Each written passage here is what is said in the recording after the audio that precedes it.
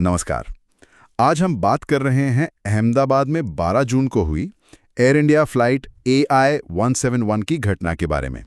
ये एक बोइंग 787-8 विमान था। जी, और जो विमान दुर्घटना जांच ब्यूरो मतलब AIB की शुरुआती रिपोर्ट आई है उसने कई सवाल खड़े कर दिए हैं। हाँ, रिपोर्ट तो आ गई है, लेकिन लगता है सवालों के जवाब मिलने के बजाय रहस्य और गहरा गया है। आज हम इसी रिपोर्ट को थोड़ा समझने की कोशिश करेंगे। बिल्कुल। असल में जो घटना हुई वो अपने आप में काफी अजीब है। अजीब कैसे? मतलब क्या हुआ था ठीक-ठीक? देखिए, विमान ने जैसे ही अहमदाबाद एयरपोर्ट से उड़ान भरी, टेक ऑफ के कुछ ही सेकंड्स के अंदर एक बड़ी गड़बड़ हो गई। AIB की रिपोर्ट का जो मुख्य निष्कर्ष है वो ये है कि टेक ऑफ के सिर्फ 3 सेकंड के भीतर विमान के दोनों इंजनों को फ्यूल सप्लाई मतलब ईंधन मिलना बंद हो गया। 1 मिनट, 3 सेकंड, टेक ऑफ के बस 3 सेकंड बाद, और दोनों इंजनों में? जी हाँ, दोनों में, और एक साथ। यही बात सबसे ज्यादा चौंकाने वाली है। ये तो वाकई हैरान करने वाली बात है। तकनीकी तौर पर इसका क्या मतलब है? रिपोर्ट कुछ कहती है इस बारे में? रिपोर्ट टेक्निकली ये कंफर्म करती है कि कॉकपिट में जो फ्यूल कंट्रोल स्विच होते हैं वो कट ऑफ पोजीशन में पाए गए। कट ऑफ, इसका मतलब है कि फ्यूल सप्लाई जानबूझकर रोकी गई थी, या मतलब स्विच उस पोजीशन में था? सीधा सा मतलब है कि स्विच उस पोजीशन में थे जिससे फ्यूल आगे नहीं जा सकता था।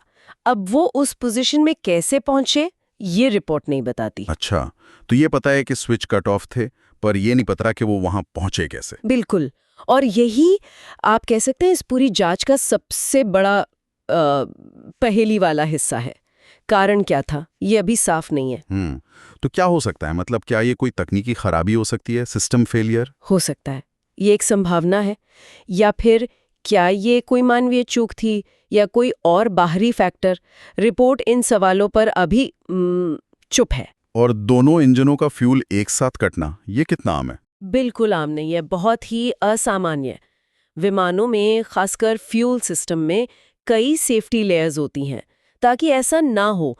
तो दोनों इंजनों का एक साथ, वो भी फ्यूल स्विच के जरिए बंद होना, ये विमानन सुरक्षा के लिहाज से एक गंभीर चिंता का विषय है। इस रिपोर्ट पर कुछ रिएक्शंस भी आए। पायलट एसोसिएशन कुछ कह रही थी। हाँ, पायलट एसोसिएशन ने इस बात पर थोड़ी हैरानी जताई है कि रिपोर्ट के कुछ हिस्सों को या शायद जांच को इतना गोपनीय क्यों रखा जा रहा है। उनका मानना है कि ज्यादा पारदर्शिता होनी चाहिए। अच्छा, गोपनीयता क्यों? क्या ये सामान्य प्रक्रिया नहीं है ऐसी जांचों में? देखिए, कुछ हद तक गोपनीयता जरूरी होती है ताकि जांच प्रभावित ना हो, लेकिन जब सवाल सीधे ऑपरेशनल या सिस्टम डिजाइन पर उठता है तो पायलट समुदाय की चिंता स्वाभाविक है। वो जानना चाहते हैं कि क्या कोई ऐसी बात है जो उन्हें पता होनी चाहिए। बात तो सही है। और सरकार की तरफ से नागरिक उड्डयन मंत्री जी का भी कोई बयान आया है? जी, श्री राम मोहन नायडू ने कहा है कि ये सिर्फ एक प्रारंभिक रिपोर्ट है, फाइनल रिपोर्ट का इंतजार करना चाहिए और तब तक किसी नतीजे पर नहीं पहुंचना चाहिए, अटकलों से बचना चाहिए। हाँ, ये भी ठीक है। जब तक पूरी जानकारी ना हो कुछ कहना मुश्किल है। तो अब आगे क्या होगा? जांच कैसे आगे बढ़ेगी? अब सबकी नजरें AIIB की फाइनल डिटेल्ड रिपोर्ट पर होंगी। उसमें सबसे जरूरी होगा ब्लैक बॉक्स का डेटा, मतलब फ्लाइट डेटा रिकॉर्डर और कॉकपिट वॉइस रिकॉर्डर। हाँ, उससे काफी कुछ पता चल सकता है। बिल्कुल, और साथ ही विमान की जो पूरी फ्यूल सिस्टम है उसका एक गहन इंजीनियरिंग ऑडिट भी जरूर किया जाएगा। तभी शायद ये पता चल पाएगा कि वो स्विच कट ऑफ पोजीशन में क्यों और कैसे गए। शुरू में कुछ और अजीब सी बातों का भी जिक्र था, जैसे short detail intelligence, friendly golf.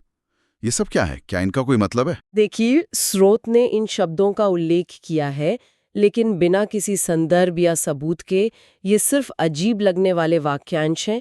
हो सकता है ये किसी अंदरूनी बातचीत का हिस्सा हो या शायद किसी थियरी की तरफ इशारा कर रहे हों। मतलब अभी इन पर ध्यान देना ठीक नहीं? नहीं, जब तक AIB की तरफ से कोई ठोस बात ना आए ये सब अटकलें ही मानी जाएंगी। जांचकर्ता शायद अभी हर एंगल से सोच रहे हैं बस। तो कुल मिलाकर हम अभी भी वहीं खड़े हैं। मूल सवाल यही है कि क्या ये एक बेहद दुर्लभ किस्म की डबल तकनीकी खराबी थी, या फिर फ्यूल सप्लाई बंद होने के पीछे कोई ऐसा कारण है जिसे हम अभी समझ नहीं पा रहे हैं। सही। और ये सोचना भी जरूरी है कि दोनों इंजनों का एक ही समय पर फेल होना, वो भी टेक ऑफ के फौरन बाद, ये कितना असाधारण है। बिल्कुल, ये घटना अपने आप में बहुत गहरी जांच की मांग करती है। सिर्फ इस केस को सुलझाने के लिए नहीं, बल्कि भविष्य की सुरक्षा के लिए भी।